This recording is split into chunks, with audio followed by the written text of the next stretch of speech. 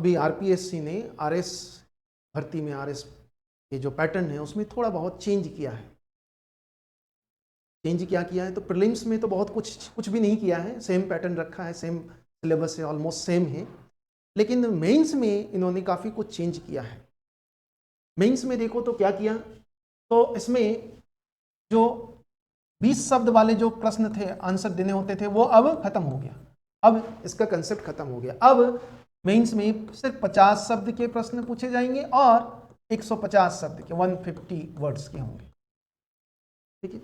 और इसमें आप देखोगे एक तो ये चेंज किया, और दूसरा जो लैंग्वेज वाला जो फोर्थ पेपर है हमारा लैंग्वेज का, उसमें भी चेंज किया। उसमें क्या चेंज किया, तो हिंदी का वेटेज कम कर दिया। जो हिंदी का वेटेज 120 नंबर का था, अब उसको 90 नंबर का कर दिया हिंदी।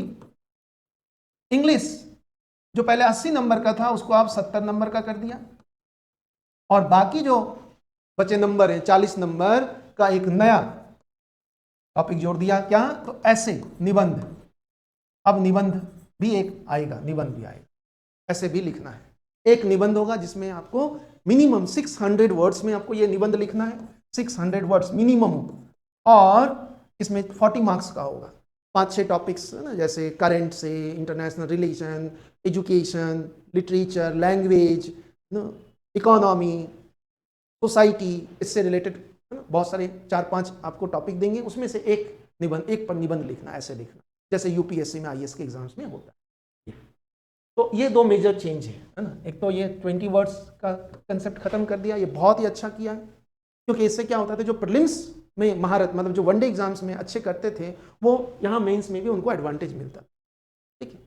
लेकिन अब ये होगा कि डिटेल जो प्रिपरेशन करेगा, जो है ना डिटेल में विस्तार से जो स्टडी करेगा, उसको अब बेनिफिट मिलेगा, क्योंकि अब 50 वर्ड्स और 150 वर्ड्स का प्रोविजन कर दिया। मतलब यूपीएससी जैसा प्रोविजन करने की कोशिश किया गया। यूपीएससी के जो एस्पिरेंट्स हैं उनको आरएस के एग्जाम्स में अब काफ़ी सपोर्ट मिलेगा, ठीक है। तो ये किया गया है। दूसरा, ये जो फर्स्ट पेपर है, फर्स्ट, सेकेंड, थर्ड, है ना, फोर्थ पेपर में तो मैंने बताया क्या चेंज किया।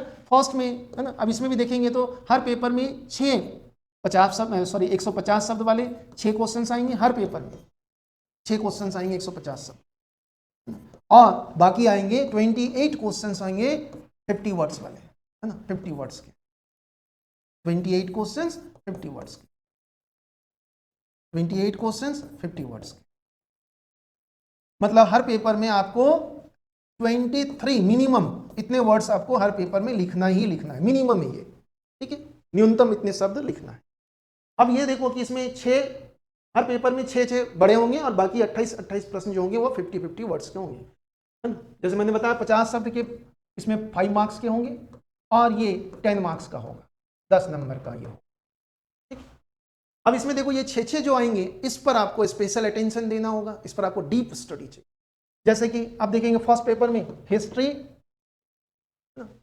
और इकोनॉमी, हिस्ट्री और इकोनॉमी, ये फर्स्ट पेपर में 3-3 क्वेश्चंस बड़े होंगे, हिस्ट्री और इकोनॉमी से रिलेटेड, ठीक है। सेकेंड पेपर में देखेंगे तो एथिक्स, है ना, नीति शास्त्र और जियोग्राफी, इससे 3-3 बड़े प्रश्न होंगे, बड़े मतलब 150 वर्ड्स के होंगे।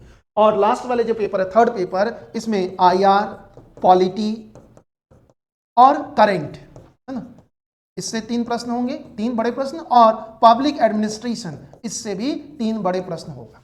तो इस तरह से इन सब्जेक्ट्स पर अब आपको डिटेल में, मतलब हिस्ट्री, इकोनॉमी, एथिक्स, नीति शास्त्र, जियोग्राफी, है ना, IR, international relation, polity, current और पब्लिक एडमिनिस्ट्रेशन पर आपको ज्यादा स्टडी करनी है, ठीक है। बाकी जो छोटे सेक्शंस हैं, जैसे फर्स्ट पेपर में हम देखेंगे, फर्स्ट पेपर में देखें तो सोशोलॉजी है, मैनेजमेंट है, अकाउंट और ऑडिटिंग है, वो सब 50 वर्ड्स के आएंगे, मतलब 5-5 नंबर के आएंगे। सेकेंड पेपर में हम देखेंगे तो वो है साइंस एंड टेक्नोलॉजी, इससे भी रिलेटेड जितने क्वेश्चंस आएंगे वो 50 वर्ड्स के होंगे। और थर्ड पेपर में, इसमें ये तो वहीं बड़े, इसके अलावा जो आएंगे वो जैसे बिहेवियर और लॉ, उससे क्वेश्चंस जो आएगा वो छोटे में ही आएगा, ठीक है। तो मेन आपको इन सब्जेक्ट्स पर, history, economy, ethics, geography, polity, international relation, public administration, इन पर आपको ज्यादा स्टडी करना पड़ेगा, क्योंकि इसमें बड़े प्रश्न 150 वर्ड्स के आंसर लिखने और 50 वर्ड्स के भी आंसर लिखने। लेकिन जो 50 वर्ड्स वाले आंसर हैं उसमें आपको कम वेटेज भी देंगे तो चलेगा। अब आपकी स्ट्रेटेजी इस तरह की होनी चाहिए, है ना, कि जिसमें बड़े प्रश्न आ रहे हैं, 150 वर्ड्स बहुत बड़ा होता है, और उसमें आपको सिर्फ है ना अच्छे कंटेंट्स भी आपको लिखना है, तो उसमें डीप स्टडी चाहिए। तो ये सब्जेक्ट्स हैं जिस पर आपको ज़्यादा मेहनत करना है। हिस्ट्री, अर्थव्यवस्था, नीतिशास्त्र, भूगोल, राज्य व्यवस्था, करेंट और लोक प्रशासन, ये ऐसे सब्जेक्ट। बाकी सब में 50-50 वर्ड्स के आएंगे। तो इस अब जो पैटर्न जो चेंज किया है ये बहुत ही अच्छा है। अब इससे यहाँ जो डिटेल प्रिपरेशन कर रहे हैं, जो स्पेशली एडमिनिस्ट्रेटिव सर्विसेज की प्रिपरेशन कर रहे हैं, उनके लिए बहुत ही अच्छा अपॉर्चुनिटी होगा। अब पहले अभी तक क्या होता है कि प्रीलिम्स जैसे तैसे किसी ने अगर निकाल भी लिया तो वो फिर मेंस में भी बहुत अच्छा कर लेता था, क्योंकि वहाँ 20 वर्ड्स के आंसर लिखने होते थे जो कंप्लीटली फैक्चुअल आप देंगे। 20 वर्ड्स में कहाँ से देख पाएगा आपका स्टाइल, आपका है ना मैच्योरिटी। लेकिन जब 50 वर्ड्स और 150 वर्ड्स में लिखते हैं तो उस समय आपकी देखी जाती है कि आप कितने मेच्योर हो, आपकी लेखन शैली किस तरह की है, आपका एक्सप्रेशन किस तरह का है, और फाइनली कंटेंट्स।